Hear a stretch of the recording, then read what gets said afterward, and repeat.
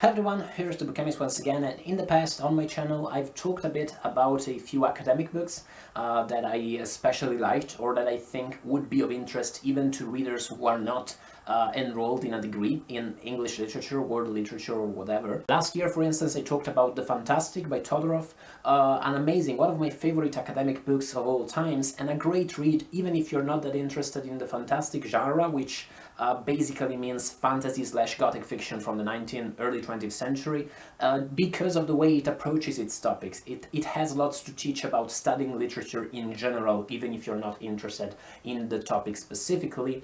But I'm always unsure when I want to film videos about academic books, because I'm never quite sure whether people are really going to be interested about that, and maybe sometimes I don't see the point.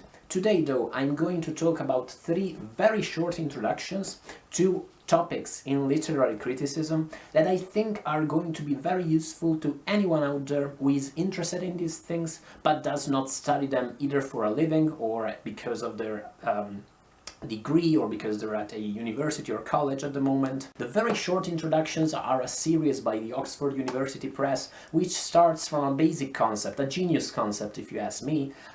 This series asks you, where's the hole in your knowledge? There's so much to know nowadays if you want to be a cultured person, and so many good TV series that take up so much of our time. So when, for instance, if you don't know shit about dinosaurs or you don't know shit about black holes, you can pick up a very short introduction and get yourself a smattering of the topic so that you won't be so embarrassed when next time black holes are discussed you have nothing to contribute to the conversation. These very short introductions are by no means only for people outside academia or people who are not that sure about a certain topic. I, for instance, think that rereading a very short introduction to literary theory is always useful.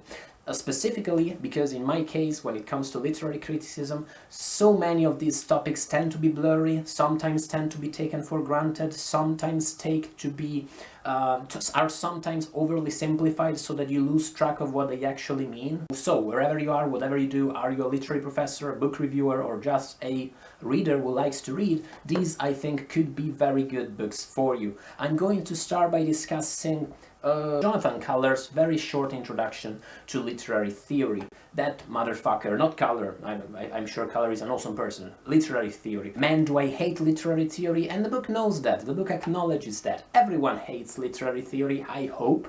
Literary theory is a school of thought, a discipline, an interdiscipline that gained importance throughout the 20th century, reached its peak probably in the 70s, 80s, and that basically tries to bring together philosophical issues in order to reflect on the way literature produces meaning, on the way literature relates to larger social issues. In that sense, the main reason why people hate literary theory, literary scholars in particular do that, it's that literary theory very often has very little to do with literature, has very little to do with reading poems or novels, and more to do with history or politics or topics in social justice or topics of gender, for instance. Also, literary theory handles very heavy, very difficult philosophical thoughts, and the objections to these philosophical thoughts, very often it is wielded in the academia as a sort of weapon to criticize other people, saying, how can you deal with this author or this genre without referring to the theories of Mastrostustit? And that's one of the several reasons why it's generally despised. But at the same time, Culler is very careful in highlighting how literary theory is a useful thing to master. It's something that has a place still in universities, in college, in undergraduate courses, and it's something that enlightens the way you read and the way you think about everything. The main point about literary theory is that, and critical thought or whatever you want to call it, is that it's not just about it's not just something that's useful when you read a book. It's supposed to be something that's useful in every moment of your life, and it's supposed to help you think better and understand how society and how your very thoughts work. As anyone who has ever studied literary theory at any level knows, all of this is such complicated shit, and Jonathan Culler gives it the most clear introduction possible. There's an appendix at the end of this book which details the main schools of thought in literary theory, namely such things as structuralism, post-structuralism, psychoanalysis, Marxism, and such. All of these terms you keep hearing all the time. And I would highly recommend you read the appendix first. Culler too concedes that's a possibility, but I also think that the way he deals with these topics, by dealing with the theme transversally and showing you how different schools approach different topics or different sides of this process of thinking about thinking, rather than just giving you a history of this is structuralism, this is post-structuralism, which would be much less useful and much more boring. The second very short introduction I'm going to recommend is Robert Eaglestone's very short introduction to contemporary fiction. All of these books, of course, whatever study of whatever academic topic is going to pick and select a few topics and a few themes. There's no such thing as a book about contemporary fiction. It's too broad a topic. It really, how do you talk about that seriously? But that's supposed to be so, and that's more the case with very short introductions. Eaglestone selects a few themes, a few features of contemporary fiction that he thinks are particularly relevant to the study of the topic. And the brilliant thing about this book is that it does in many ways enlighten to you how the job, what a critic does, the job of a critic, how people think about literature, how people discuss it. It reveals some of the tricks of the trade, for instance, the fact that literary definitions and literary critical terms are often blurry and keep being destroyed and renovated all the time, so that critical terms from 20 years ago are now in disuse and new ones gain more traction all the time. It discusses this idea, and it also makes a very interesting case in its final chapter for the idea that there is such a person as a critic, even in today's world, where everyone has an opinion and shares them on social media, on websites such as Goodreads and such, IMDb, those kinds of websites. At the same time, he believes that the trained critic as a profession has a place in the world and is supposed to exist, and I do agree absolutely 100%. He draws a distinction between the job of the reviewer and the job of the critic, for instance, and that is a beautiful passage. Just pick up this book to read the last chapter at whatever library if you don't feel like buying the whole thing. If you do, and you should, Culler focuses on some topics that are common in contemporary fiction, not topics such as, I don't know,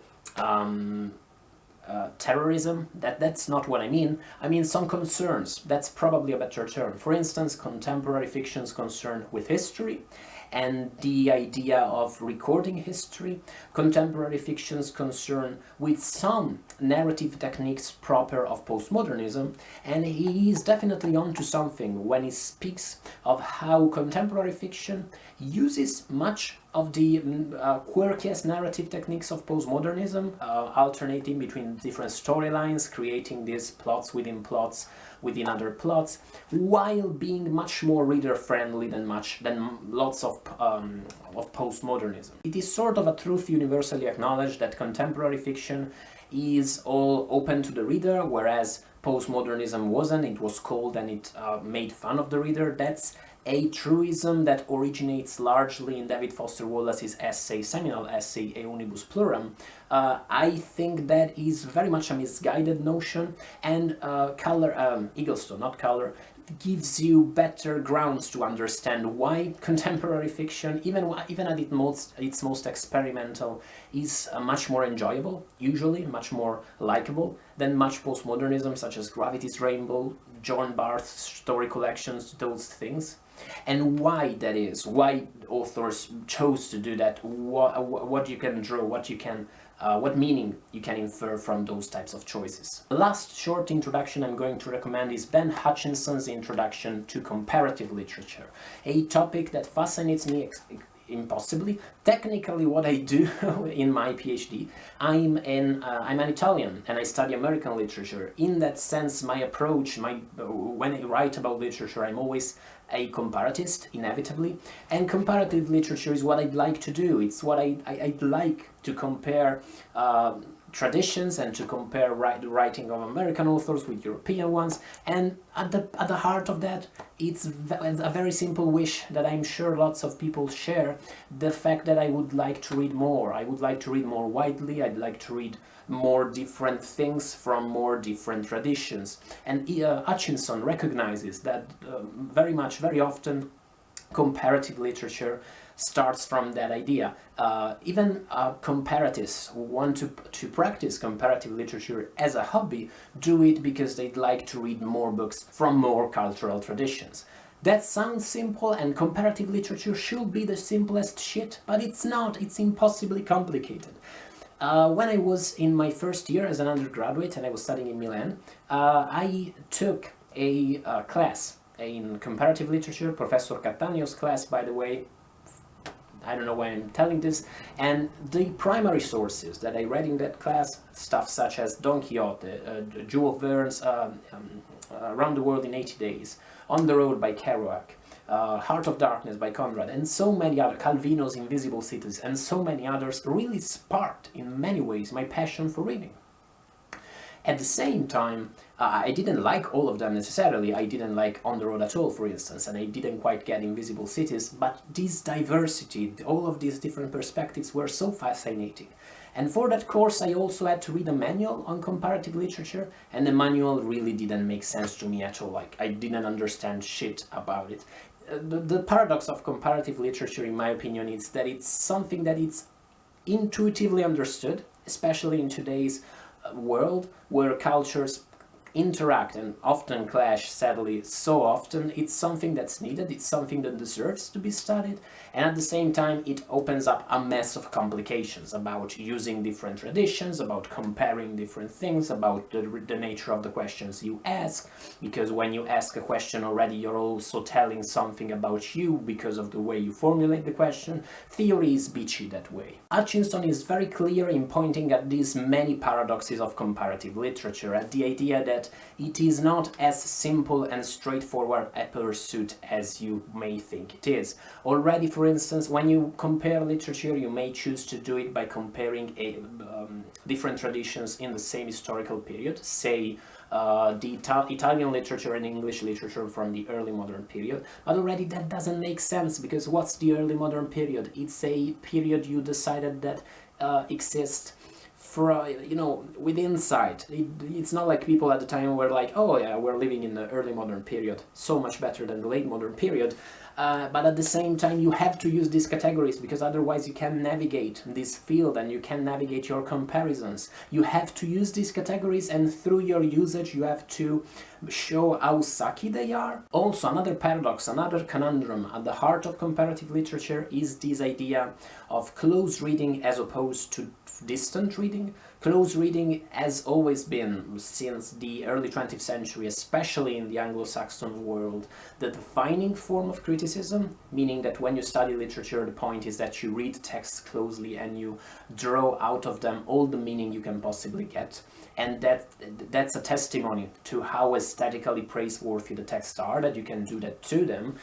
Distant reading basically aims at comparing as many possible sources as possible from all over the globe, usually through text processing software, for instance, that makes these things much more easier to do. But when you're comparing so many sources from so many different places, does it mean that you lose track of the actual importance of reading, of paying close attention to a text? What does that do to the way we study literature? How does that change our perception of it? Also, isn't there a risk when you treat literature that way, a risk that is highlighted actually by Keller in his study, which is a risk very often found in so-called cultural study, which is literary criticism, where you do not study literature, you study TV or games or comic books, those types of things, which I do myself actually, the pitfall you risk falling into is the idea of studying texts symptomatically rather than aesthetically. One thing that lots of cultural theory and cultural criticism does is, for instance, to show you how different, this is the example given by Color, how different police, detective TV shows were in the 70s and 80s, and drawing as a conclusion the fact that in the 80s there was a shift in the way people perceived society and perceived their safety within society, because, I don't know, cop TV shows in the 80s were more violent than in the 70s. But when you do that, you're using the texts as a symptom of some kind of social disease, rather than considering them closely as the valuable aesthetic artifacts that they are.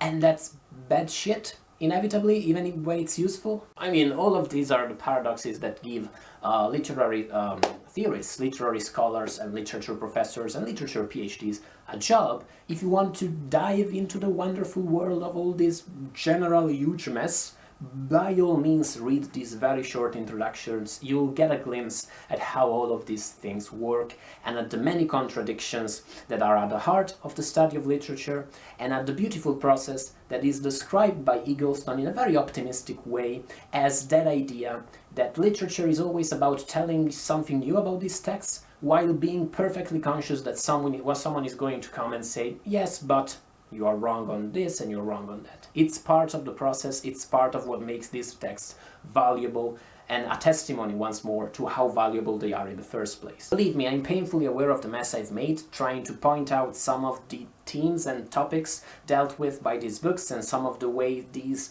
general topics, these general schools of thought approach literary criticism in the first place. I take that mess as a very bad sign, trust me, but I hope I also managed to convey some of the enthusiasm that should imbue this type of pursuit, the pursuit of literary criticism and of studying books, basically, studying books that are good books. In a second you're going to find links on the screen to my review of The Fantastic by Todorov, absolute masterpiece of literary scholarship, and to another video that you may find interesting, probably the video about the books I liked from last year, because why not? If you like this video and all of its rumblings, please subscribe. I rumble on so many videos on my YouTube channel, and thank you for watching. I'll see you in the next one. Bye guys.